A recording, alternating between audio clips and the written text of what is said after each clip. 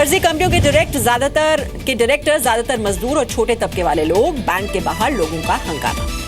फर्जी अकाउंट्स पर axis bank की सफाई, कहा शक के आधार पर कुछ अकाउंट्स को किया सस्पेंड, बैंक में नहीं हुई छापेमारी, आरबीआई ने कुछ खातों की मांगी थी जानकारी। यूपी में 4 जिलों में आईटी की रेड, लखनऊ में 8 और कानपुर में 5 ठिकानों पर छापेमारी, नोएडा और मुरादाबाद में भी आयकर की कार्रवाई।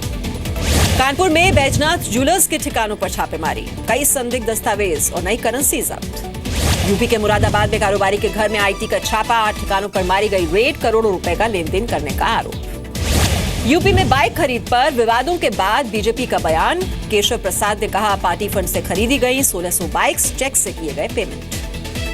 सुप्रीम कोर्ट ने मंजूर की आजम खान की बिना शर्त माफी, बुलंदशहर गैंगरेप मामले पर दिया था विवादित बयान। इलाहाबाद में समाजवादी नेता अतीक अहमद की गुंडागर्दी, एग्रीकल्चर यूनिवर्सिटी में अपने समर्थकों के साथ कर्मचारियों को पीटा। यूपी के लखीमपुर खीरी में मनचलों ने 3 लड़कियों के साथ की छेड़खानी, शोर मचाने पर बाइक से भागे, पुलिस के हत्थे चढ़ा एक आरोपी। यूपी के बिजनौर में बदमाशों ने कारोबारी को गोली मारकर वो फरार हो गया, नाराज लोगों ने की जमकर तोड़फोड़। जम्मू कश्मीर में आतंकियों के निशाने पर बैंक, पुलवामा में जम्मू कश्मीर बैंक में लूट, हथियारबंद आतंकियों ने 11 लाख रुपए के नए नोट लूटे। जम्मू कश्मीर में बच्चों ने किया हाईकोर्ट के फैसले का स्वागत, स्कूलों को बंद नहीं करने के आदेश पर जताई खुशी। आतंकी बुरहान वानी के भाई खालिद वानी को मुआवजा देने के खिलाफ पैंथर्स पार्टी का प्रदर्शन, महबूबा मुफ्ती के बयान की हुई निंदा, शनिवार को जम्मू बंद का ऐलान। सुप्रीम कोर्ट का बड़ा फैसला, सभी स्टेट हाईवेज के पास शराब की दुकानों पर लगाया बैन। एयरफोर्स स्टाफ नहीं रख सकते हैं दाढ़ी, सुप्रीम कोर्ट का फैसला, दाढ़ी रखने वाले स्टाफ की बर्खास्तगी पर लगाई मुहर। मणिपुर के लोकचाव में पुलिस के काफिले पर हमला, 3 जवान शहीद, 4 घायल, आतंकियों ने घात लगाकर निशाना बनाया। छत्तीसगढ़ के बीजापुर में 2 नक्सली मुठभेड़ में ढेर, इंसाफ राइफल्स के साथ 12 बोर की बंदूक बरामद। दिल्ली एनसीआर में प्रदूषण के बढ़ते स्तर पर एनजीटी सख्त, यूपी, पंजाब, हरियाणा, राजस्थान और हिमाचल प्रदेश की 10 से 15 साल पुरानी बसों को सीएनजी में बदलने के दिए आदेश। जयललिता की करीबी शशिकला को मिल सकती है एआईएडीएमके की कमान, पार्टी की अगली महासचिव होंगी शशिकला।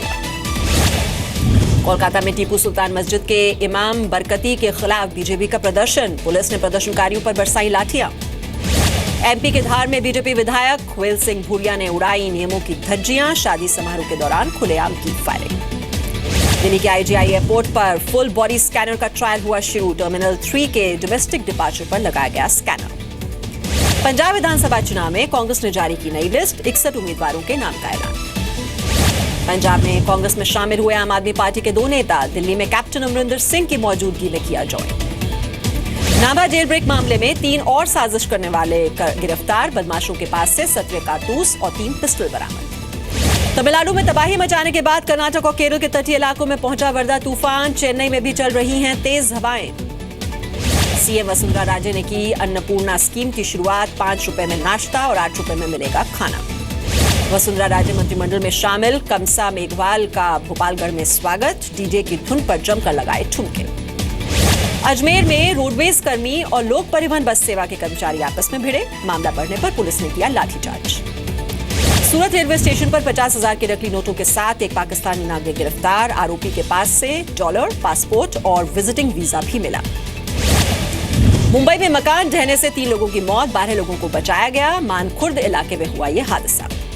भागलपुर यूनिवर्सिटी के बाहर छात्रों का हंगामा, फीस बढ़ाने पर किया विरोध, जमकर की नारेबाजी।